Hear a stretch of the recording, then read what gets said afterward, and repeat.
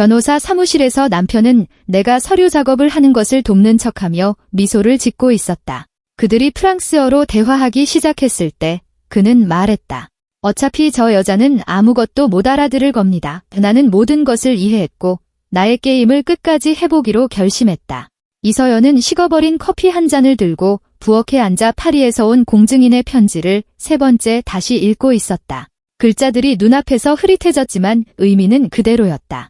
평생 단 2번밖에 보지 못했던 먼 친척인 엘렌 이모가 그녀에게 칠구에 있는 아파트와 꽤 상당한 액수의 돈을 유산으로 남겼다는 내용이었다. 서연은 이모가 자신의 존재를 기억하고 있었다는 사실조차 몰랐다. 창밖에는 10월의 가을비가 부슬부슬 내리고 있었다. 빗방울이 눈물처럼 유리창을 타고 흘러내렸다. 이상하게도 서연은 기쁨보다는 당혹감과 슬픔이 뒤섞인 감정을 느꼈다. 엘렌은 돌아가신 어머니의 여동생이었다. 서연이 태어나기도 전에 프랑스로 떠나 가족과 거의 연락을 끊고 지냈다. 서연이 대학에 다닐 때 딱 2번 이모는 한국에 왔었다. 흠 잡을 데 없는 프랑스어 억양을 구사하며 값비싼 향수 냄새를 풍기는 우아한 모습이었다. 현관문이 쾅 닫히는 소리와 함께 남편 박준서가 돌아왔다. 서연은 고개를 들어 남편을 바라보았다.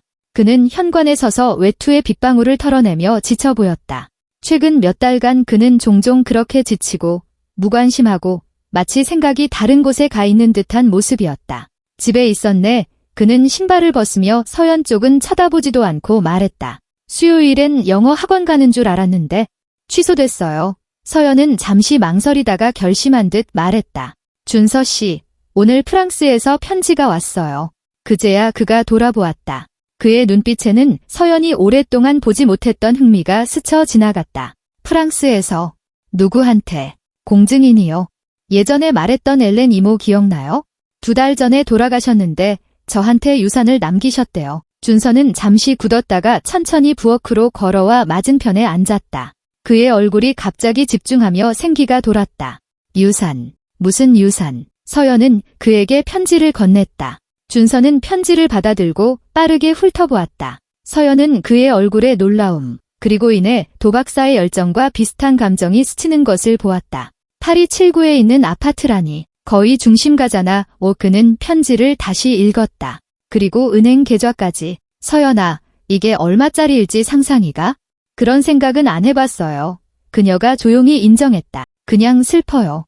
이모가 혼자 돌아가셨는데 전 그것도 몰랐으니까요. 슬프다고. 준서는 마치 그녀가 믿을 수 없을 만큼 어리석은 말을 한 것처럼 쳐다보았다. 서연아, 너 파리 중심가에 아파트를 받은 거야? 이게 무슨 의미인지 알아? 우리 이거 팔아서 제대로 된 곳에 투자할 수 있어? 드디어 그는 말을 멈췄지만 서연은 그가 하려던 말을 이해했다. 드디어 뭐? 제대로 살 수 있다는 거겠지? 그녀는 작은 여행사에서 번역가로 일했고 준서는 건설회사의 해외 영업팀 과장이었다. 그들은 부유하지는 않았지만 궁핍하지도 않았다. 괜찮은 투룸 아파트에서 월세로 살았고 1년에 한 번 휴가를 갈 수 있었으며 가끔 외식도 했다. 평범한 사람들의 평범한 삶이었다. 모든 걸 제대로 처리해야 해. 준서는 더 이상 그녀의 말을 듣지 않았다. 그는 허공을 응시하며 무언가를 골똘히 생각하고 있었다. 이건 국제 상속이잖아. 온갖 골치 아픈 문제들이 있을 거야. 세금, 서류, 소유권 문제 같은 것들. 저는 그냥 파리에 가서 공증인을 만나볼 생각이었는데 서연이 말을 시작했지만 남편이 말을 끊었다. 혼자. 제정신이야? 거기 가면 2번 생각할 것도 없이 사기당할 거야. 아니, 전문가가 필요해. 국제법을 잘 아는 좋은 변호사 말이야. 그는 일어나 부엌을 서성였다. 내가 아는 사람이 있어?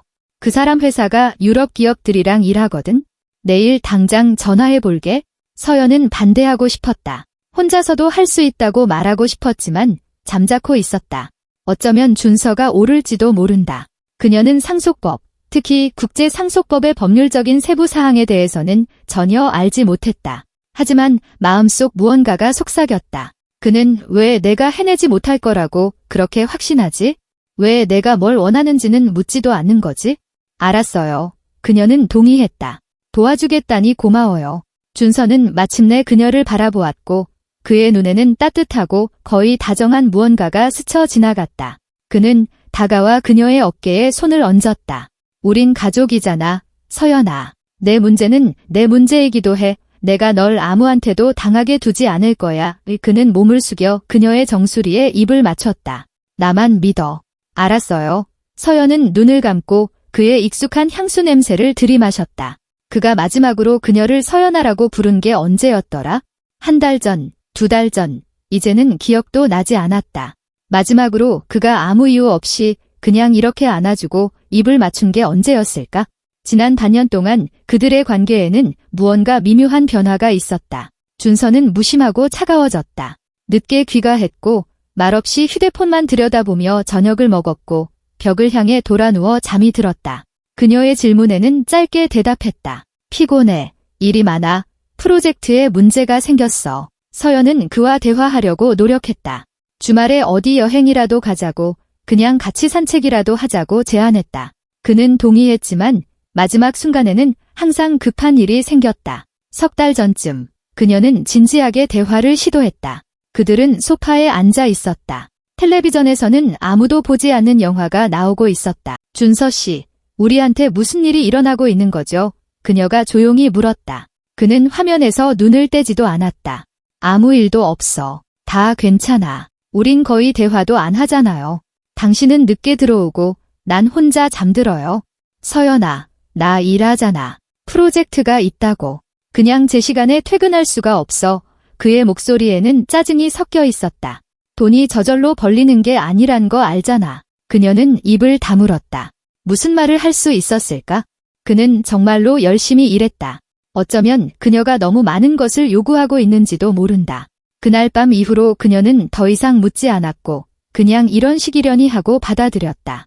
결혼 7년 차는 더 이상 알콩달콩한 신혼시기가 아니었다. 항상 말이나 로맨틱한 제스처가 필요하지는 않은 진지한 관계였다. 그녀는 밤의 고요함 속에서 잠이 깼을 때 남편이 옆에 누워있지만 마치 그들 사이에 바다가 있는 것처럼 멀게 느껴질 때마다 스스로에게 그렇게 말했다. 그런데 이제 그는 다시 여기에 있었다. 관여하고 흥미를 보이고 있었다. 어쩌면 이 유산이 물질적인 면뿐만 아니라 다른 면에서도 좋은 일이 될지도 모른다. 어쩌면 그들이 막 결혼했을 때처럼 다시 한 팀이 될 수 있을지도 모른다. 그녀는 친구들과 가족들만 모인 소박했던 결혼식을 떠올렸다. 그때 준서는 마치 그녀가 세상에서 가장 소중한 보물인 것처럼 그녀를 바라보았다. 그는 그녀의 귓가에 언제나 사랑할 것이며 함께 모든 것을 극복할 것이라고 속삭였다. 서연은 그 모든 말을 믿었다. 다음 날 준서는 정말로 아는 사람에게 전화했다. 저녁에 그는 평소보다 일찍 집에 돌아왔다. 만족스러운 표정이었고 서연이 좋아하는 국화꽃을 작은 꽃다발로 들고 있었다. 다 해결했어. 그가 그녀에게 꽃을 건네고 재킷을 벗으며 선언했다. 국제소송 전문 변호사 중에 최고인 분을 소개받았어. 장 피에르 듀부아라고. 프랑스 사람인데 여기서 15년 넘게 일했대. 특히 상속 관련 사건을 전문으로 하신다더라. 금요일에 강남에 있는 사무실에서 만나기로 했어. 비싸지 않을까요? 서연이 꽃을 화병에 꽂으며 망설였다. 그런 건 걱정하지 마. 일단 상담부터 받고 결정하면 돼. 중요한 건 모든 걸 제대로 처리하는 거야. 준서는 서연이 이미 저녁 식사를 차려놓은 식탁에 앉았다. 이해해야 해. 이런 큰돈, 이런 부동산은 실수가 용납되지 않아. 서류 하나만 잘못돼도 유산의 절반을 세금으로 날리거나 더 심한 일이 생길 수도 있어. 그녀는 고개를 끄덕였다. 그의 말에는 논리가 있었지만 그가 이런 큰돈이라고 말했을 때 마음속 무언가가 움찔했다. 너의 유산이나 기모에 대한 추억이 아니라 이런 큰돈. 마치 그것이 한때 그녀 가족의 일부였던 사람의 마지막 인사가 아니라 복권 당첨과 같은 행운인 것처럼. 그분이랑 프랑스어로 얘기했어요. 그녀가 김치찌개를 그릇에 담으며 물었다. 조금. 한국어를 아주 잘하시지만 몇몇 용어는 프랑스어로 설명하는 게 더 쉽더라고. 당신은 프랑스어 모르잖아. 그는 빵 조각을 떼어내며 그녀를 힐끗 쳐다보았다. 괜찮아. 내가 필요하면 통역해 줄게. 걱정하지 마. 서연은 자신의 그릇으로 시선을 떨궜다. 여기서 그녀는 사실을 숨겼다. 거짓말을 한 것은 아니었지만 모든 것을 말하지는 않았다. 그녀는 대학교에서 프랑스어를 공부했다. 심지어 3학년 때는 교환학생 프로그램으로 리옹에서 1년을 보냈다. 기숙사에 살고 대학교 강의를 듣고 저녁에는 론강 가의 작은 카페에서 웨이트리스로 일했다. 카페 주인이었던 나이든 베르나르 씨는 그녀의 발음이 거의 억양이 없다며 칭찬했다. 그녀의 프랑스어는 거의 완벽했다. 어디 출신인지 말하지 않으면 현지인으로 오해받기도 했다. 리옹에서의 그 1년은 그녀 인생에서 가장 행복한 시기 중 하나였다. 그녀는 도시, 문화, 언어를 발견하고 있었다. 구시가지를 산책하고 리옹 전체가 내려다 보이는 푸르비에르 언덕에 오르고 작은 부숑 리옹 전통식당에 앉아 리옹 음식을 맛보았다. 주말에는 인근 마을로 여행을 갔고 가끔은 파리까지 가기도 했다. 그때 엘렌 이모를 두 번째로 만났다. 이모가 그녀를 집으로 초대했다. 아파트는 작았지만 파리의 지붕들이 보이는 아늑한 곳이었다. 엘렌은 꼬꼬뱅을 요리했다. 그들은 와인을 마시며 삶, 선택, 행복의 의미에 대해 모든 것을 이야기했다. 이모는 독신이었고 결혼한 적도 아이도 없었지만 불행해 보이지 않았다. 오히려 그녀에게는 어떤 내면의 자유와 가벼움이 있었다. 서연아, 기억해도 그녀는 와인을 더 따르며 그때 말했다. 누구에게도 심지어 내가 사랑하는 사람에게도 너를 대신해 결정하게 두지 마. 특히 사랑하는 사람에게는 더더욱. 그때 서연은 그 말의 의미를 이해하지 못했다. 그녀는 젊었고 삶과 사랑에 빠져 있었으며 모든 것이 그녀 앞에 놓여 있다고 확신했다. 하지만 준서는 이 사실을 몰랐다. 그들은 대학교 졸업 후 친구의 파티에서 만났다. 그때 서연은 이미 3년째 번역가로 일하고 있었지만 주로 영어와 독일어를 다뤘다. 프랑스 관광객은 적었고 보수도 낮았다. 프랑스어는 점차 뒷전으로 밀려났지만 그녀는 여전히 프랑스어로 된 책을 읽고 영화를 보았다. 어쩌다 보니 준서는 그녀가 영어와 독일어만 공부했다고 생각하게 되었다. 서연은 몇 번 그를 바로잡으려 했지만 그는 듣지 않고 말을 끊거나 다른 주제로 대화를 돌렸다. 그러다 그녀는 그냥 포기하고 생각했다. 그게 무슨 상관이야. 그들은 프랑스에 가지도 않았고 프랑스인 친구도 없었다. 굳이 강조할 필요가 있을까? 그런데 이제 그녀는 남편 맞은편에 앉아 생각하고 있었다. 지금 말해야 할까? 그러면 상속 문제가 더 쉬워질까? 하지만 무언가가 그녀를 막았다. 어떤 막연한 불안감, 그러지 말아야 한다는 직감, 마치 내면의 목소리가 속삭이는 것 같았다. 일단 잠자코 지켜봐. 당신을 믿어요. 그녀는 대신 이렇게 말했다. 당신이 나보다 더 잘 알겠죠? 준서의 얼굴이 부드러워졌다. 그는 손을 뻗어 그녀의 손을 덮었다. 물론이지. 걱정하지 마. 자기야. 내가 모든 게 공정하게 처리되도록 할게. 이건 내 돈이고 내 아파트잖아. 그러니까 우리 거지? 우린 가족이니까. 너의 그리고 불의의. 그는 한 문장에 두 단어를 모두 사용했다. 서연은 그것을 알아차렸지만 아무 말도 하지 않았다. 어쩌면 그녀가 그냥 꼬투리를 잡고 잊지도 않은 속셈을 찾고 있는지도 모른다. 그 후 며칠은 이상하게 흘러갔다. 준서는 변했다. 그는 제 시간에 집에 왔고 그녀의 일에 관심을 보였고 저녁 준비를 도왔으며 심지어 옛날처럼 영화를 보러 가자고 제안하기도 했다. 서연은 기뻤지만 마음 깊은 곳에서는 불안감을 느꼈다. 왜 이 변화가 하필 지금 일어났을까? 왜 하필 유산 소식 이후에? 그들은 어떤 프랑스 코미디 영화를 보러 갔다. 유산을 기념하는 의미에서 그가 선택한 영화였다. 서연은 어두운 극장 안에 앉아 번역가들이 끔찍하게 일했다는 것을 깨달았다. 농담의 절반은 잘못 번역되었고 말장난은 완전히 놓쳤다. 주인공이 이중적인 의미를 담아 대사를 하는데 자막에는 단조롭고 직접적인 번역만 있었다. 관객들은 원작에서는 평범한 대사였던 부분에서 웃었고 웃어야 할 부분에서는 조용했다. 서연은 침묵하며 엉뚱한 부분에서 관객들과 함께 웃으며 자신이 사기꾼이 된 기분을 느꼈다. 하지만 무엇에 대한 사기꾼인가? 남편이 모르는 언어를 구사한다는 것? 그건 어리석다. 그건 속임수가 아니다. 그냥 그가 한 번도 물어보지 않았을 뿐이다. 재밌었어. 그들이 쌀쌀한 저녁 공기 속으로 극장을 나오며 준서가 물었다. 응, 귀여운 영화네. 그녀가 재킷을 여미며 거짓말을 했다. 그는 그녀의 어깨를 감싸 안고 자신에게 끌어당겼다. 서연은 그에게 기대어 눈을 감았다. 이렇게 함께 걷는 게 얼마만인지 그의 체온을 느끼고 그가 여기 자신과 함께 있다는 것을 아는 것이 어떤 느낌인지 거의 잊고 있었다. 그들은 결혼 초기에 자주 가던 카페까지 걸어가 커피를 마셨다. 창가에 앉아 유리창 너머로 바쁘게 지나가는 사람들을 바라보았다. 준서는 일에 대해, 새로 시작하는 프로젝트에 대해 무언가 이야기했다. 서연은 듣고 고개를 끄덕이고 적절한 순간에 미소 지었다. 어쩌면 그녀가 모든 것을 꾸며내고 있는지도 모른다. 어쩌면 나쁜 예감 같은 건 없는지도. 그리고 준서는 정말로 그냥 돕고 싶어 하는 건지도. 어쩌면 지난 몇 달간의 무관심은 그냥 피로의 시기였고 이제 모든 것이 나아지고 있는 건지도 모른다. 변호사를 만나기 전날 밤 서연은 엘렌 이모의 꿈을 꾸었다. 그녀는 높은 창문이 있는 밝은 방에 서 있었고 창문 너머로 에펠탑이 보였다. 이모는 슬픈 눈으로 서연을 바라보고 있었다. 그녀는 파리에서 마지막으로 만났을 때 입었던 바로 그 베이지색 드레스를 입고 있었다. 머리는 우아한 번으로 묶여 있었다. 조심하렴 그녀는 프랑스어로 말했고 목소리는 메아리처럼 울렸다. 모든 사람이 보이는 그대로는 아니란다. 특히 가까이 있는 사람들은 더더욱. 서연은 심장이 미친 듯이 뛰며 잠에서 깼다. 창밖은 이제 막 동이 트고 있었다. 잿빛 새벽이 커튼 사이로 스며들었다. 옆에서는 준서가 평화롭게 숨을 쉬고 있었다. 그녀는 잠든 그의 편안하고 거의 아이 같은 얼굴을 보았다. 이 남자는 7년 동안 그녀의 남편이었다. 그녀는 그의 몸에 있는 모든 점을 알았다. 그가 집중할 때 어떻게 미간을 찌푸리는지, 만족스러울 때 어떻게 입꼬리 한쪽만 올려웃는지 기억했다.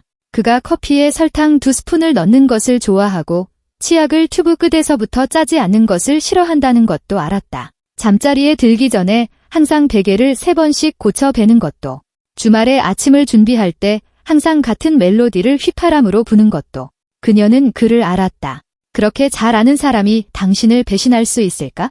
서연은 그런 생각들을 떨쳐버렸다. 말도 안 돼. 그냥 중요한 만남을 앞두고 긴장해서 그래? 꿈은 아무 의미 없어. 그녀는 남편을 깨우지 않으려 조용히 일어나 부엌으로 가서 주전원을 켰다. 창밖으로 도시가 깨어나고 있었고 드문드문 차 소리와 거리에서 누군가 서둘러 대화하는 소리가 들렸다. 평범한 날의 평범한 아침. 하지만 어째서인지 불안감은 사라지지 않았다. 아침에 그녀는 무엇을 입을지 오랫동안 고민했다. 스스로 중요한 결정을 내릴 수 있는 사람처럼 진지하고 품위 있게 보이고 싶었다.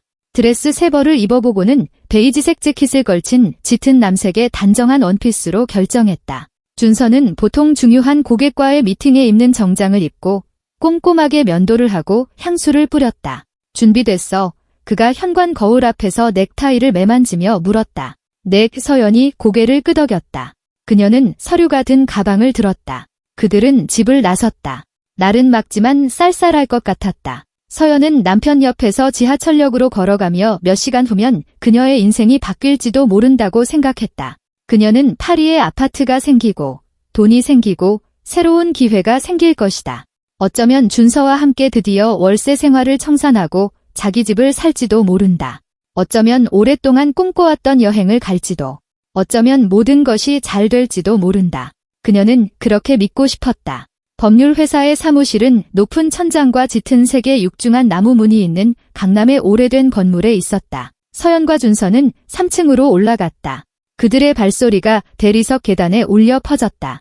완벽한 화장을 한 젊은 여비서가 친절한 미소로 그들을 맞이하고 회의실로 안내했다. 방은 비싸고 품위 있게 꾸며져 있었다. 광택이 나는 나무로 된 커다란 타원형 테이블, 가죽 의자, 벽에는 액자에 담긴 자격증들과 파리의 풍경화들이 걸려 있었다. 그중 하나는 해 진력해 센강을 그리고 있었고 서연은 자신도 모르게 그 그림에 매료되어 몇 년 전 그 강가를 산책했던 것을 떠올렸다. 앉으세요. 비서가 말했다. 뒤부하 변호사님은 곧 오실 겁니다. 커피나 차 드릴까요? 커피 부탁합니다. 준서가 대답했고 서연은 동의의 의미로 고개를 끄덕였다. 그들은 테이블에 나란히 앉았다. 준서는 차분하고 자신감 있어 보였고 심지어 약간 만족스러워 보이기까지 했다. 반면 서연은 알 수 없는 불안감으로 속이 조여오는 것을 느꼈다. 그녀는 남편이 눈치채지 못하도록 떨리는 손을 무릎 위에 올려놓았다. 문이 열리고 흠잡을 데 없는 회색 정장을 입은 50대 남성이 들어왔다. 키가 크고 날씬했으며 깔끔하게 다듬은 회색 머리카락과 금태 안경 너머로 날카로운 푸른 눈을 가지고 있었다. 그는 미소를 지었고 그 미소는 전문적이었지만 차갑지는 않았다. 봉주룩 그는 가벼운 억양으로 말하며 먼저 서연에게 그 다음 준서에게 손을 내밀었다. 장 피에르 뒤부하입니다. 만나서 반갑습니다. 박준서입니다. 남편이 그의 손을 꽉 잡으며 자신을 소개했다. 그리고 이쪽은 제 아내 이서연입니다. 마담 장피에르는 고개를 살짝 숙였다. 먼저 조의를 표합니다. 가까운 사람을 잃는 것은 언제나 힘든 일이죠. 서연은 아무 말도 하지 못하고 고개를 끄덕였다. 장피에르는 그들 맞은편에 앉아 이미 테이블 위에 놓여있던 서류 폴더를 열었다. 자, 박 과장님과의 사전통화에서 이해한 바로는 파리에 거주하셨던 뒤퐁 이모님으로부터 부동산과 현금을 상속받으셨다고 들었습니다. 맞습니까? 네, 서연이 조용히 대답했다. 좋습니다. 그럼 상속 절차가 어떻게 진행될지 설명해 드리겠습니다. 장피에르는 차분하고 체계적으로 말하기 시작했다. 프랑스에는 특정 상속 규정과 반드시 고려해야 할 납세 의무가 있습니다. 마담의 경우 직계 상속인이시므로 비서가 커피를 가져왔다. 장피에르는 잠시 말을 멈추고 그녀가 나가기를 기다린 후 계속했다. 그는 세율, 필요한 서류, 처리 기간에 대해 이야기했다. 준서는 주의 깊게 들으며 가끔 고개를 끄덕이고 유를 던졌다. 서연도 듣고 있었지만 대부분의 시간은 그냥 변호사와 그의 손이 서류를 넘기는 모습, 그가 노트에 무언가를 적는 모습을 바라보고 있었다. 이제 가장 중요한 부분입니다. 장피에르가 펜을 내려놓으며 말했다. 문제는 소유권을 어떻게 등록하고 싶으신가 하는 점입니다. 몇 가지 선택지가 있습니다. 첫째, 유일한 상속인으로서 모든 것을 마담 단독 명의로 등록하는 것입니다. 둘째, 원하신다면 부부 공동 명의로 등록할 수도 있는데 경우에 따라 세금 혜택이 있을 수 있습니다. 서연은 옆에 있던 준서가 살짝 앞으로 몸을 기울이는 것을 느꼈다. 어떤 방법을 추천하시겠습니까? 그가 물었다. 그의 목소리에는 특별한 관심이 묻어났다. 장피에르는 테이블 위에 손을 모으고 생각에 잠겼다. 그것은 여러 요인에 따라 다릅니다. 두 분의 미래 계획, 부동산을 매각할 것인지 아니면 임대할 것인지에 따라 달라지죠. 그는 프랑스어로 바꾸어 준서에게 말했다. 솔직히 말씀드리자면 공동소유가 자산 관리에 더 많은 유연성을 제공합니다. 하지만 모든 법적 결과를 이해해야 합니다. 서연은 얼어붙었다. 그들은 프랑스어로 말하고 있었다. 장피에르는 그녀가 그 언어를 이해한다는 것을 모르는 듯했다. 준서도 프랑스어로 대답했고 서연은 속이 차갑게 식는 것을 느꼈다. 이해합니다. 준서가 말했다. 그의 프랑스어는 눈에 띄는 억양이 있었지만 꽤 괜찮았다. 중요한 것은 제가 유사시에 이 자금을 처분할 수 있어야 한다는 겁니다. 무슨 말인지 아시죠? 장피에르는 그를 유심히 쳐다본 후 서연에게 시선을 옮겼다. 그녀는 아무 말도 이해하지 못하는 척하며 커피잔을 들여다보며 꼼짝 않고 앉아 있었다. 속에서는 비명이 터져 나왔지만 그녀는 스스로를 다그쳐 차분하고 약간 무관심한 표정을 유지했다. 박 과장님, 이 변호사가 천천히 다시 프랑스어로 말했다. 이 유산은 부인께 속한 것임을 이해하고 계십니까? 저는 무엇보다도 부인의 이익을 위해 행동해야 합니다. 물론이죠. 물론입니다. 준서가 빠르게 동의했다. 저는 단지 우리 둘 모두에게 최적의 방식으로 처리되기를 바랄 뿐입니다. 우린 가족이고 모든 게 공동의 것이니까요. 그는 미소를 지었고 서연은 그 넓고 호감 가는 미소를 곁눈질로 보았다. 그가 고객을 매료시키고 파트너를 설득하고 원하는 것을 얻어낼 때 짓는 바로 그 미소였다. 장피에르는 다른 폴더를 열어 서류 몇 장을 꺼냈다. 좋습니다. 그럼 등록 방식의 대략적인 개요를 보여드리겠습니다. 그는 테이블 위에 서류를 펼쳤다. 이것이 모든 것을 한 명의 상속인 명의로 하는 표준 방식입니다. 그리고 이것이 공동소유 방식입니다. 준서는 더 가까이 다가가 서류를 살피더니 다시 프랑스어로 거의 비밀스럽게 속삭였다. 장피에르, 그렇게 불러도 될까요? 우리 둘 다 남자고 세상이 어떻게 돌아가는지 알잖습니까? 제 아내는 훌륭한 사람이지만 재정 문제에 있어서는 아시겠지만 여자들이 항상 이런 일에 밝은 건 아니니까요. 저는 제가 돈을 관리하고 필요할 때 예를 들어 빨리 팔거나 투자해야 할 때 결정을 내릴 수 있다는 확신을 갖고 싶습니다. 서연은 무릎 위에서 손을 너무 꽉 쥐어 손가락 마디가 하얗게 질렸다. 그의 말 한마디 한마디가 이전보다 더 아프게 박혔다. 여자들은 항상 밝은 건 아니니까요. 그가 그녀에 대해 그렇게 생각하고 있었다니. 이 모든 시간 동안 장피에르는 의자 등받이에 기댔다. 그의 얼굴은 무표정하고 전문적이었지만 그의 시선에는 무언가 변화가 있었다. 박 과장님, 솔직하게 말씀해 주셔서 감사합니다만 이것은 부인의 사건이라는 점을 다시 한번 상기시켜 드려야겠습니다. 그녀가 자신의 유산에 대한 통제권을 잃게 되는 방식으로 서류를 작성할 수는 없습니다. 제가 그걸 요구하는 게 아닙니다. 준서는 목소리를 약간 높였다가 이내 정신을 차리고 다시 미소를 지었다. 단지 절차를 간소화하고 싶을 뿐입니다. 아시겠지만 제 아내는 사람을 너무 잘 믿어서 읽어보지도 않고 아무데나 서명할 수도 있습니다. 저는 그냥 그녀를 보호하고 싶은 겁니다. 보호. 그는 보호라고 말했다. 서연은 속이 메스꺼워지는 것을 느꼈다. 그녀는 컵을 들어 식은 커피를 한 모금 마시며 스스로에게 침착하게 숨을 쉬라고 강요했다. 들키지 마. 지금은 안 돼. 그리고 준서는 분명히 신이 나서 계속했다. 우리 사업에 돈이 필요합니다. 제 회사를 열 계획이거든요. 이미 파트너와 투자자들도 있습니다. 이 유산은 절호의 기회입니다. 우리가 투자하면 자본을 몇 배로 불릴 수 있지만 그러려면 행동의 자유가 필요합니다. 이해하시겠습니까? 바로 그거였다. 이 모든 것은 그것 때문이었다. 아파트도 그들의 공동의 미래도 아니었다. 그의 회사, 그의 야망, 그의 돈. 장 피에르는 서류를, 그 다음엔 준서를, 그 다음엔 서연을 보았다. 그녀는 계속 조용히 앉아 유리창 너머로 보이는 서울의 오래된 지붕들을 평온하게 바라보고 있었다. 안에서는 폭풍이 몰아치고 있었지만 겉으로는 완벽한 평온을 유지했다. 박 과장님, 이 변호사가 천천히 말했다. 가족 재정 관리에 참여하고 싶으신 마음은 이해합니다만 특정한 윤리적 경계가 있습니다. 사실상 부인께서 자신의 유산에 대한 통제권을 박탈당하는 문서는 작성할 수 없습니다. 누가 통제권을 박탈한다고 했습니까? 준서는 짜증을 내기 시작했다. 그가 손가락으로 테이블을 두드리는 것으로 알 수 있었다. 저는 단지 편리하게 매번 허락을 구하거나 서명을 받을 필요가 없도록 하고 싶을 뿐입니다. 그건 불필요한 관료주의일 뿐이죠. 그럼에도 불구하고 그것은 필요한 관료주의입니다. 장 피에르가 단호하게 말했다. 저는 프랑스 법에 따라 일하며 그 법은 상속인의 권리를 보호합니다. 특히 상당한 액수가 걸려 있을 때는 더욱 그렇습니다. 그는 다른 문서를 여러 숫자를 가리켰다. 유산에 구체적으로 무엇이 포함되는지 다시 한번 설명해 드리겠습니다. 그르넬 거리에 있는 72제곱미터 아파트, 시가 약 80만 유로, 32만 유로가 든 은행 계좌, 또한 약 15만 유로 상당의 여러 회사 주식이 있습니다. 총합이 100만 유로가 조금 넘습니다. 이것은 매우 큰 돈입니다. 서연은 준서가 거친 숨을 내쉬는 것을 들었다. 100만 유로, 그 이상. 그녀 자신도 공증인의 편지를 읽었을 때는 유산의 규모를 완전히 파악하지 못했었다.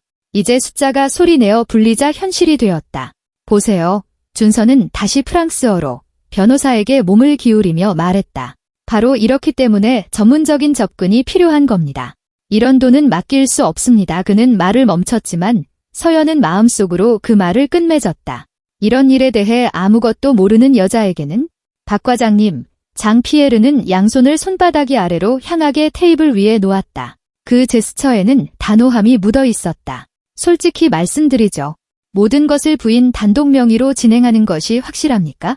왜냐하면 솔직히 말해서 우리 대화를 들어보면 과장님께서 원하시는 것이 바로 그것인 것 같은 인상을 받았습니다. 침묵이 흘렀다. 서연은 심장이 미친 듯이 뛰는 것을 느꼈다.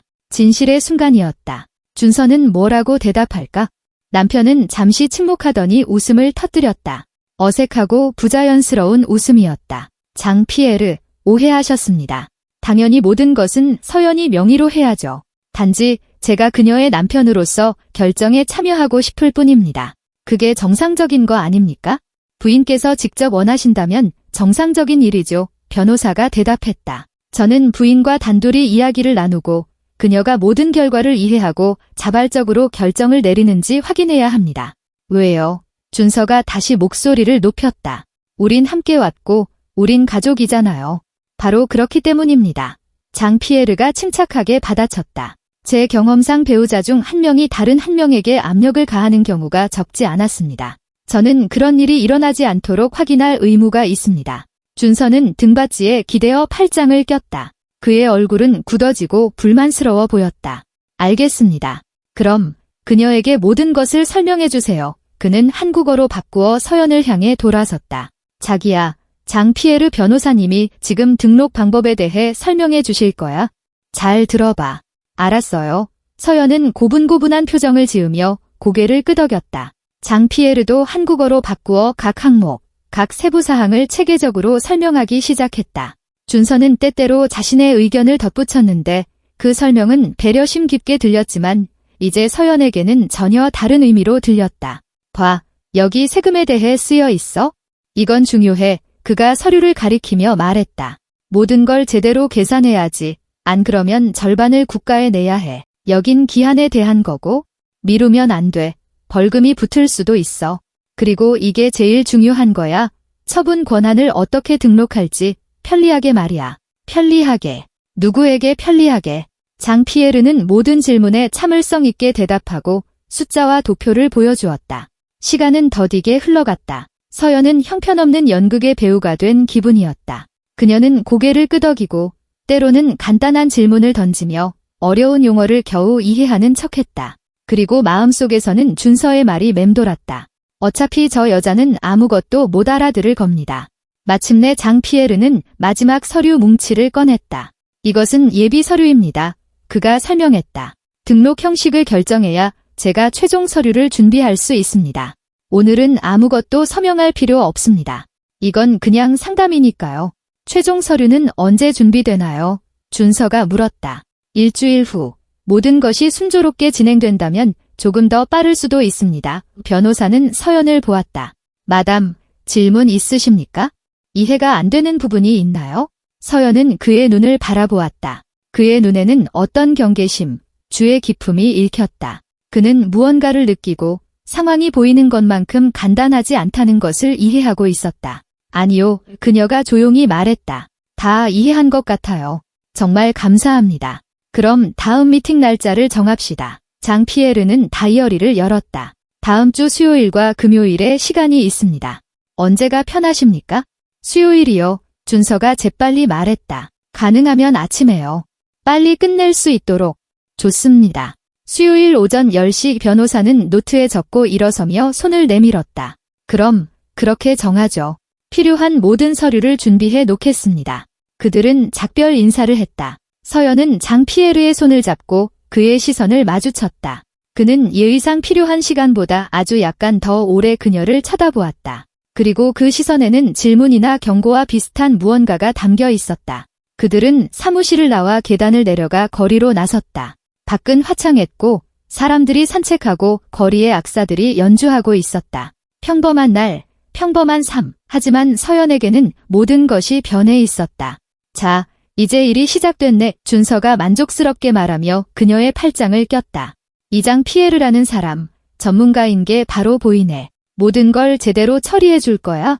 서연은 앞만 보며 침묵했다. 준서는 계속해서 돈으로 무엇을 할지, 아파트를 어떻게 처리할지에 대한 계획을 늘어놓았다. 그의 목소리는 물속에서 들리는 것처럼 멀게만 느껴졌다. 서연의 머릿속에는 사무실에서 들었던 말의 파편들이 스쳐 지나갔다. 여자들은 항상 이런 일에 밝은 건 아니니까요. 제가 돈을 관리할 수 있다는 확신을 갖고 싶습니다. 그녀는 사람을 너무 잘 믿어서 읽어보지도 않고 아무데나 서명할 수도 있습니다. 결혼 7년. 7년 동안 그녀는 그가 자신을 사랑하고 그들이 파트너이며 그들 사이에 신뢰가 있다고 믿었다. 하지만 실제로는 그는 그녀를 어리석고 결정을 내릴 능력이 없으며 마음대로 조종할 수 있는 편리한 바보로 여기고 있었다. 서연아, 듣고 있어. 준서가 멈춰서서 그녀를 바라보았다. 어디 가서 점심 먹자고. 새로운 인생의 시작을 축하해야지. 그녀는 그녀가 수천 번 입맞췄던 익숙한 얼굴을, 예전에는 마음을 따뜻하게 해주었던 미소를 바라보았다. 지금 그것은 낯선 사람의 미소였다. 배려와 사랑을 가장하여 그녀의 유산을 훔치려던 사람. 그래요. 그녀가 미소 비슷한 것을 쥐어짜내며 말했다. 축하하죠. 그리고 그들은 계속 걸었다. 밝은 햇살 아래 손을 잡은 두 사람. 밖에서 보기에는 행복한 커플처럼 보였을 것이다. 아무도 서연의 속이 산산조각 나고 있으며 한 걸음 한 걸음 내디딜 때마다 그녀의 마음속에 결심이 굳어지고 있다는 것을 짐작하지 못했을 것이다. 그녀는 아직 구체적으로 무엇을 할지 몰랐다. 하지만 한 가지는 분명했다. 그녀는 더 이상 침묵하지 않을 것이다. 그 후 며칠은 고통스럽게 길었다. 서연은 출근해서 지루한 여행 책자를 번역하고 동료들과 이야기하고 필요할 때 미소 지었다. 집에 돌아와 저녁을 준비하고 준서와 시시콜콜한 이야기를 나눴다. 모든 것이 평소와 같았지만 그녀의 내면은 영원히 변해 있었다. 그녀는 다른 눈으로 남편을 보았고 예전에는 보지 못했던 것들을 알아차렸다. 그가 더러운 옷을 바닥에 아무렇게나 던져놓고 그녀가 치워주기를 기대하는 모습, 그녀가 무언가를 보고 있는지 묻지도 않고 채널을 돌리는 모습, 그녀의 의견은 묻지도 않고 자신의 계획에 대해서만 이야기하는 모습. 예전에는 그냥 습관처럼 보였던 사소한 것들이 이제는 하나의 그림을 이루고 있었다. 그는 그녀를 한 번도 진지하게 대한 적이 없었다. 그녀는 요리하고 빨래하고 잔소리하지 않고 너무 많은 것을 요구하지 않는 편리한 아내였다. 그리고 이제 그녀는 100만 유로의 유산을 가진 아내가 되었다. 그리고 그것이 모든 것을 바꾸었다. 준서는 계속해서 계획을 세웠다. 저녁 식사 때 그는 자신의 미래 회사에 대해 어떤 전망이 열릴지에 대해 이야기했다. 알겠어, 서연아. 이건 기회야. 이런 기회는 인생에 한 번뿐이야. 우리가 건설업에 투자하면 몇 년 안에 손익분기점을 넘을 수 있을 거야. 그리고 나면 그는 팔을 넓게 벌렸다. 더 큰 걸 생각할 수 있어? 우리 집, 차 같은 거, 어쩌면 드디어 아이도 가질 수 있고. 아이, 서연은 포크를 입으로 가져가다 말고 멈췄다. 그들은 아이에 대해 특별히 이야기한 적이 없었다. 정확히는 그녀가 몇 번 그 주제를 꺼냈지만 준서는 항상 손사래를 쳤다. 아직 때가 아니야? 먼저 자리를 잡고 집을 장만하고 안정을 찾아야지. 그녀는 체념하고 나중을 기약하기로 했다. 언젠가 나중에. 그런데 이제 그가 아이에 대해 이야기하고 있었다. 돈이 생기자마자 정말 아이를 원해요. 그녀가 조용히 물었다. 그는 놀란 듯 그녀를 쳐다보았다. 물론이지. 항상 원했어. 단지 예전에는 조건이 안 맞았을 뿐이야. 이제는 될 거고. 그는 테이블 너머로 손을 뻗어 그녀의 손을 덮었다. 우리가 다 잘할 거야, 서연아. 내가 우리 미래를 책임질게. 그의 손은 따뜻하고 단단했다. 서연은 그들의 얽힌 손가락을 보며 공허함을 느꼈다. 한때는 이 손길만으로도 사랑받고 보호받는다고 느끼기에 충분했다. 이제는 쓴맛만 느껴졌다. 일요일에 서연은 친구를 만나러 간다고 말했다. 대신 그녀는 시내로 가서 장피에르 뒤부아의 사무실 근처 작은 카페에 들어갔다. 커피를 주문하고 휴대폰을 꺼냈다. 준서가 모든 서류를 자기가 처리하겠다며 가져갔지만 그녀는 변호사의 명함을 챙겨두었다. 그녀는 전화번호를 오랫동안 쳐다보았다. 자신이 옳은 일을 하는 걸까? 어쩌면 그녀가 모든 것을 오해한 건지도 모른다. 어쩌면 준서는 정말로 돕고 싶었을 뿐인데 그녀가 과장하는 건지도. 하지만 그때 그의 말이 떠올랐다. 어차피 저 여자는 아무것도 못 알아들을 겁니다. 그리고 그녀는 번호를 눌렀다. 네, 뒤부아 변호사 사무실입니다. 여성의 목소리가 답했다. 안녕하세요. 이서연입니다. 금요일에 상담받았는데요. 뒤부아 변호사님과 통화할 수 있을까요? 잠시만요. 수화기에서 조용한 음악이 흘러나왔다. 서연은 카페 창밖으로 지나가는 사람들, 각자의 삶을 사는 사람들을 보았다. 그들 각자에게는 자신만의 문제, 비밀, 배신이 있을 것이다. 마담 이 장피에르의 목소리가 들렸다. 네, 저예요. 서연은 침을 삼켰다. 남편 없이 변호사님과 단둘이 만나 뵙고 싶습니다. 짧은 침묵. 그러고 나서 물론입니다. 언제가 편하십니까? 내일 오후요. 남편은 회사에 있을 테니 모를 거예요. 내일 오후 1시에 뵙죠. 오십시오. 감사합니다. 서연이 숨을 내쉬며 전화를 끊었다. 그녀는 커피를 다 마시고 계산한 후 거리로 나섰다. 마음이 조금 가벼워졌다. 내일 그녀는 모든 것을 확실히 알게 될 것이다. 내일 결정을 내릴 것이다. 저녁에 준서는 늦게 술에 취해 돌아왔다. 그에게서는 맥주와 담배 냄새가 났다. 파트너들이랑 있었어. 그가 신발을 벗으며 설명했다. 프로젝트 얘기했지? 서연아, 이거 대박 날 거야. 우리한테 초기 자본만 생기면 바로 투자할 준비가 됐대. 무슨 초기 자본이요? 그녀는 답을 잘 알면서도 물었다. 그 유산 말이야. 그는 방으로 들어가 소파에 털썩 주저앉았다. 내가 파리 아파트 얘기를 했더니 다들 난리야? 바로 팔아서 현금을 확보하거나 담보로 대출을 받을 수 있대. 서연은 맞은편 안락 의자에 앉았다. 그 사람들한테 제 유산에 대해 얘기했다고요? 그게 뭐 어때서? 우린 이제 파트너잖아. 우리한테 어떤 자원이 있는지 알아야지. 그는 하품하며 기지개를 폈다. 걱정하지 마. 모든 건 공식적으로 할 거야. 널 공동 설립자로 등록하고 배당금도 받게 해줄게. 난 당신 회사 공동 설립자가 되고 싶지 않아요. 서연이 조용히 말했다. 준서는 그녀를 쳐다보았고 그의 시선은 더 날카로워졌다. 되고 싶지 않다니 무슨 말이야? 이건 우리 공동의 미래잖아. 우리 돈이라고. 내 돈이에요. 그녀가 정정했다. 내 이모가 남겨주신 내 유산이에요. 침묵이 흘렀다. 준서는 소파에서 천천히 몸을 일으켰다. 서연아, 너 진심이야. 그의 목소리에 강철 같은 냉기가 서렸다. 우린 가족이야.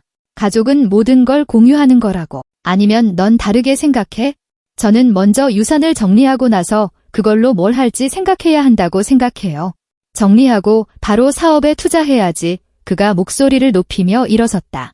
돈이 그냥 묶여있으면 가치가 떨어져. 인플레이션, 환율. 너 이런 거 달기나 해?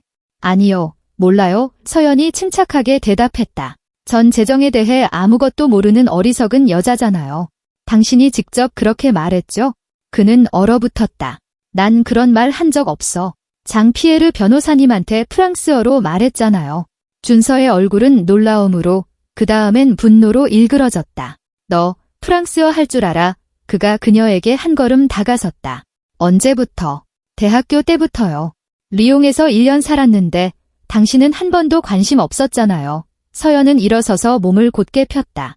이상하게도 두려움은 느껴지지 않았고 오직 차가운 명료함만이 느껴졌다.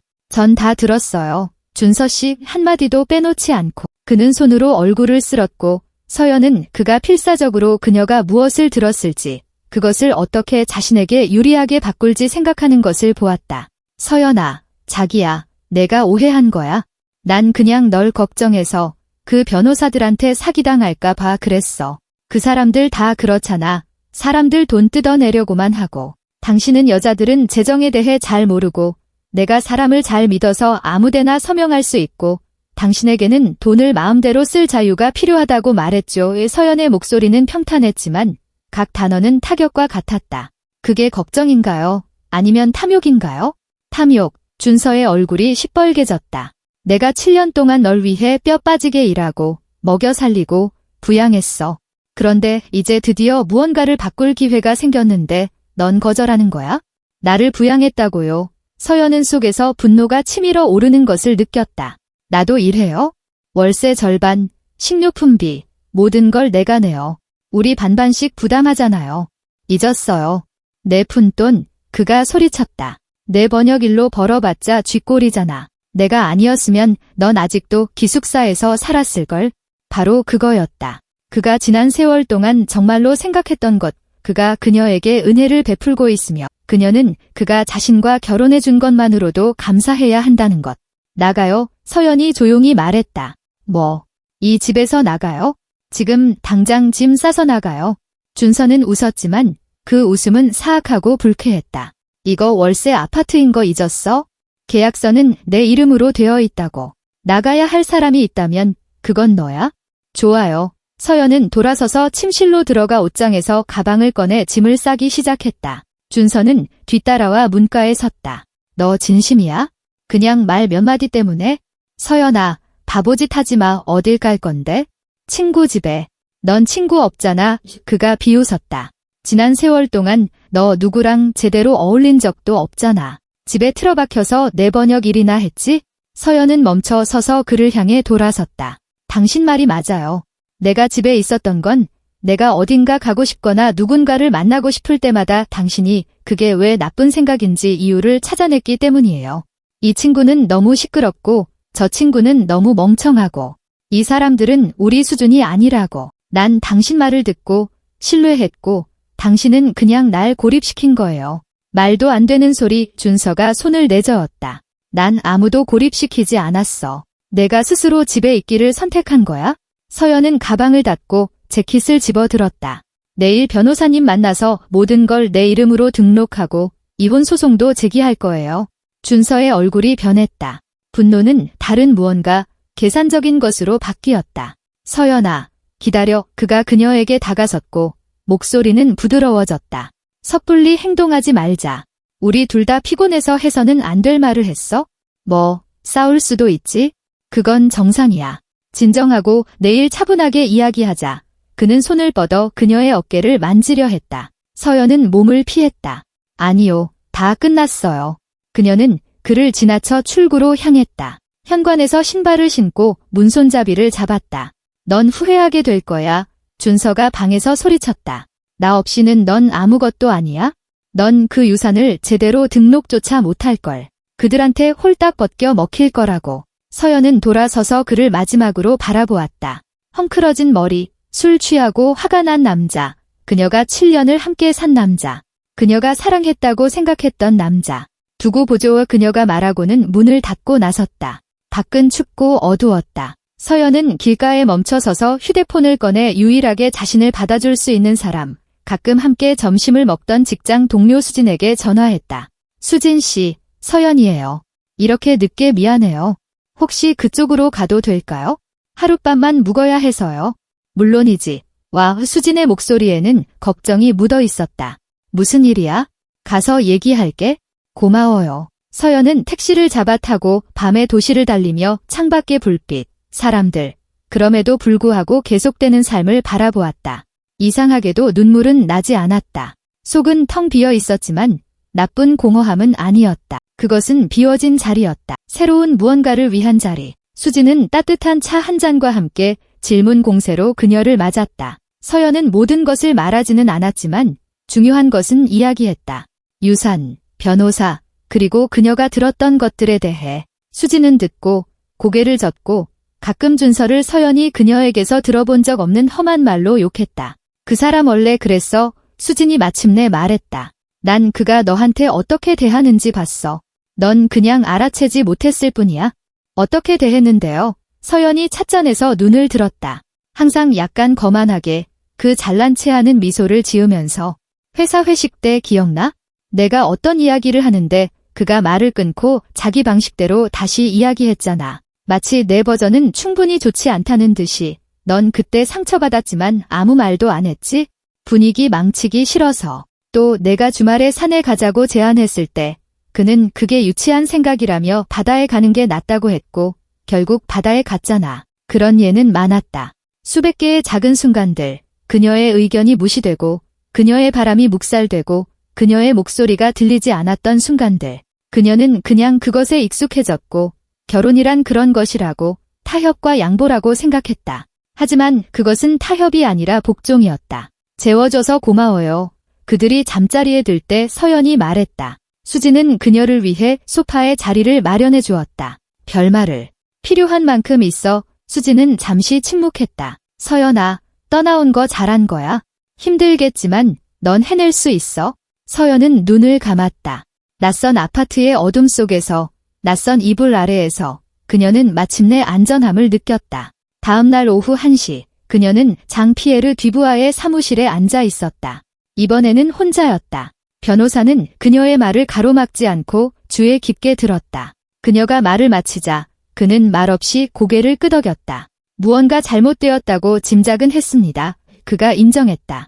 남편분께서 자금에 접근하는데 너무 집요하고 지나치게 관심이 많았지만 마담께서 직접 요청하시기 전까지는 제가 아무것도 할 수 없었습니다.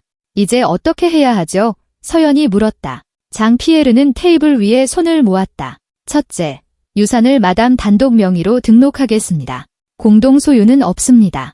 둘째, 가사 전문 변호사와 상담하시는 것을 추천합니다. 이혼 소송을 제기하신다면 자산을 보호해야 합니다. 하지만 우리는 이제 막 유산을 등록하는 거잖아요.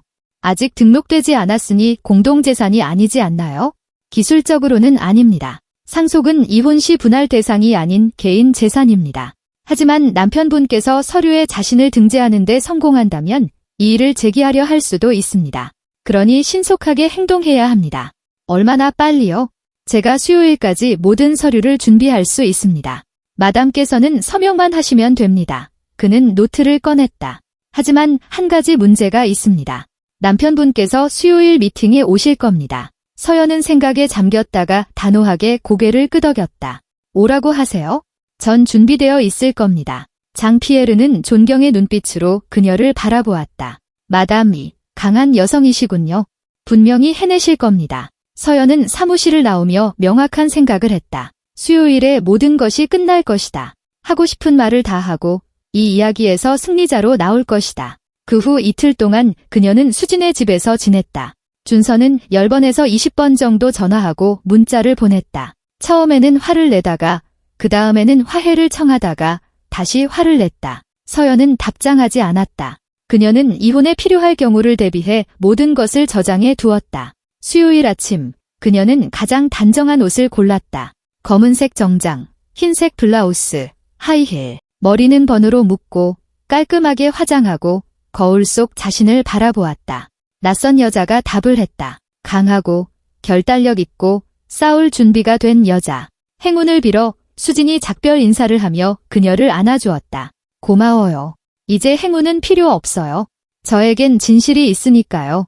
그리고 서연은 그녀의 인생을 바꿀 미팅을 향해 떠났다. 서연이 건물에 다가갔을 때 준서는 이미 사무실 입구에서 기다리고 있었다. 그는 밤새 잠을 못 잔 것처럼 초췌하고 면도도 하지 않은 채 구겨진 셔츠를 입고 있었다. 그녀를 보자 그는 벌떡 일어섰다. 서연아, 드디어. 내가 100번은 전화했어? 어디 있었어? 그녀는 걸음을 늦추지도 않고 그를 지나쳤다. 당신이 상관할 바 아니에요. 그는 문 앞에서 그녀를 따라잡아 팔을 붙잡았다. 상관할 바가 아니라고? 넌 내 아내야? 넌 그냥 3일 동안 사라질 수 없어. 서연은 팔을 빼내고 그의 눈을 차갑고 무심하게 바라보았다. 전 아내. 어제 이혼 서류 접수했어요. 준서의 얼굴이 일그러졌다. 나 없이 못했을 텐데 할 수 있었고 했어요. 변호사 말로는 몇 달 걸릴 거라고 했지만 그건 중요하지 않아요. 중요한 건 모든 게 끝났다는 거죠. 그녀는 문을 열고 안으로 들어갔다. 준서는 무언가 악담을 퍼부으며 그녀를 뒤따랐지만 서연은 듣지 않았다. 그들은 3층으로 올라가 익숙한 복도를 지났다.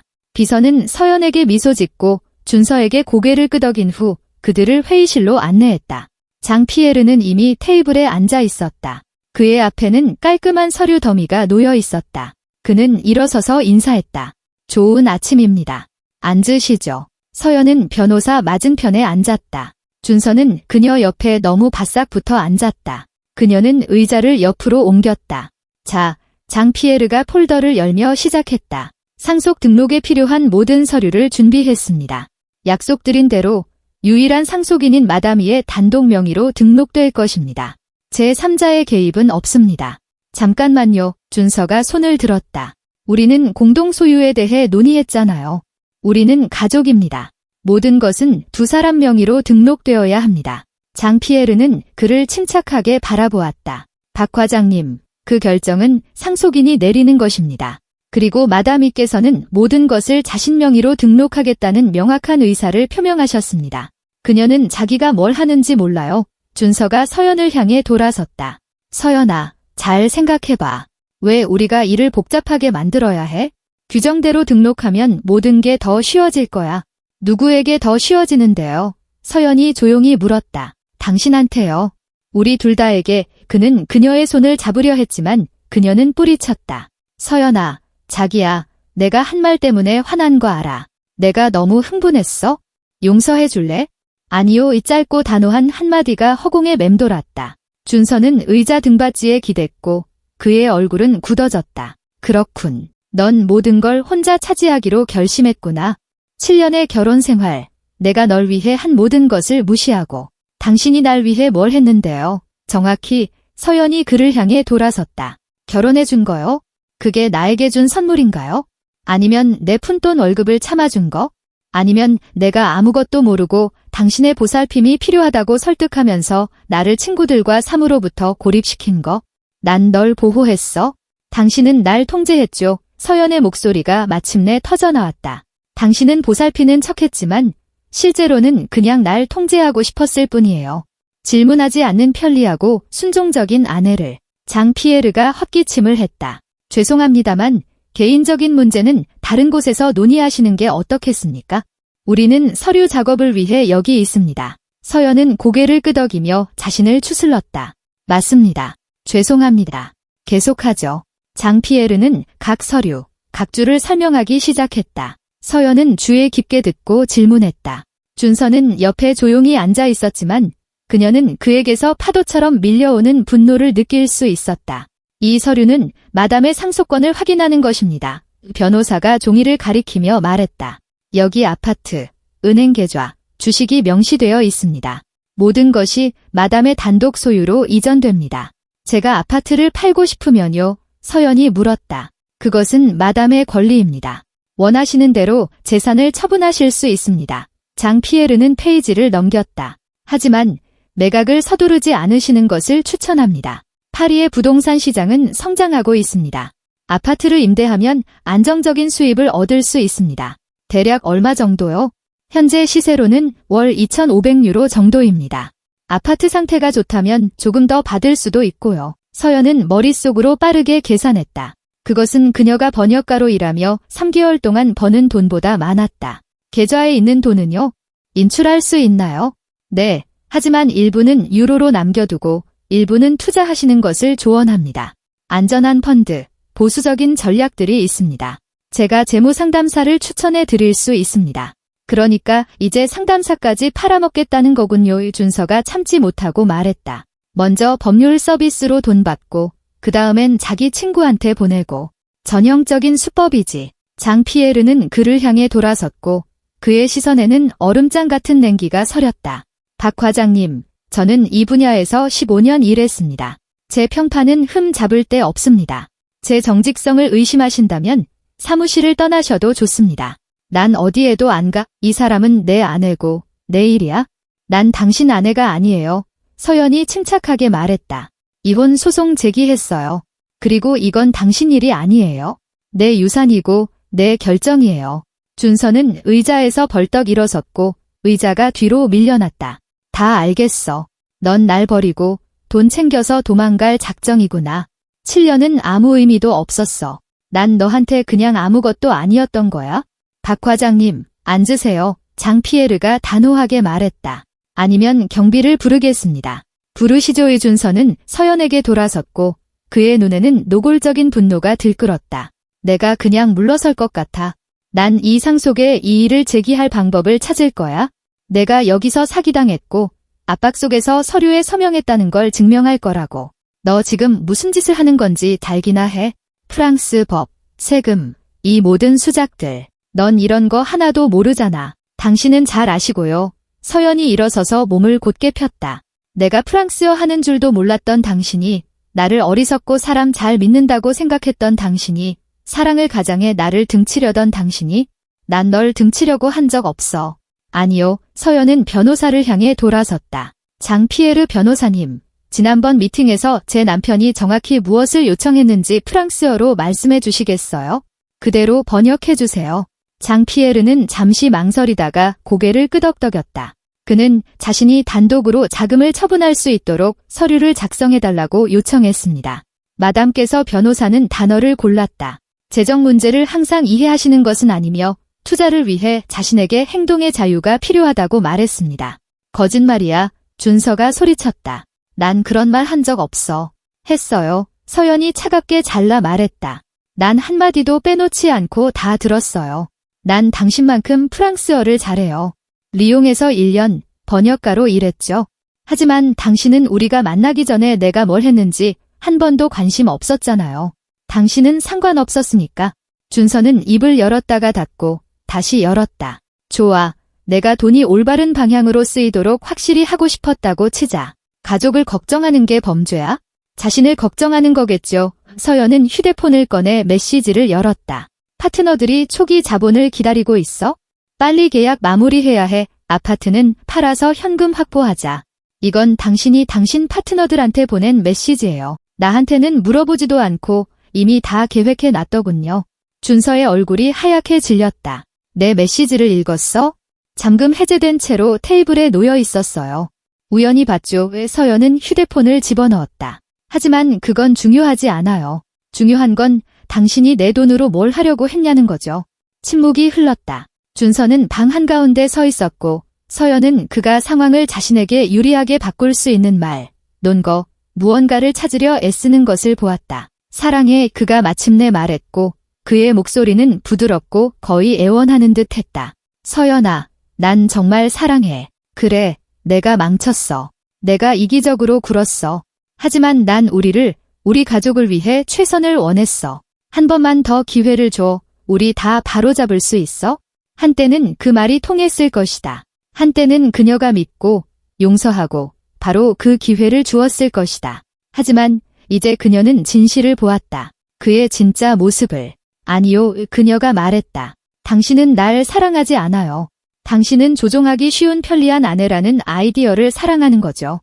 하지만 난 더 이상 그 여자가 아니에요.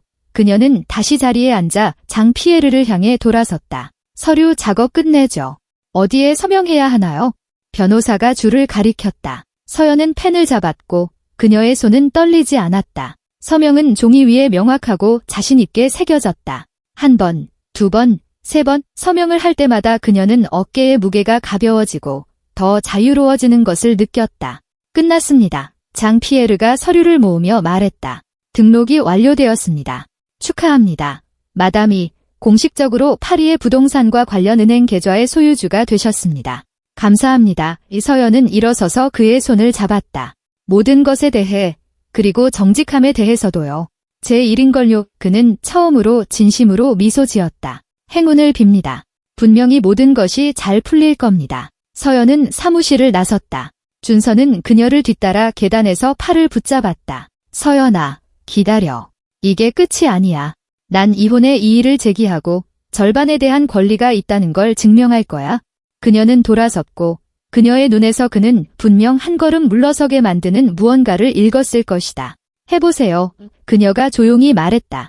상속 재산은 이혼 시 분할되지 않아요. 개인 재산이죠. 변호사님이 설명해 주셨어요. 그리고 우리가 공유했던 건 월세 아파트와 당신 이름으로 된 텔레비전 할부금뿐이에요. 그러니 행운을 빌어요. 그녀는 팔을 빼내고 뒤돌아보지 않고 계단을 내려갔다. 등 뒤에서 그가 소리치고 위협하고 무언가를 약속하는 소리가 들렸지만 더 이상 중요하지 않았다. 서연은 밝은 11월의 햇살이 비치는 거리로 나왔다.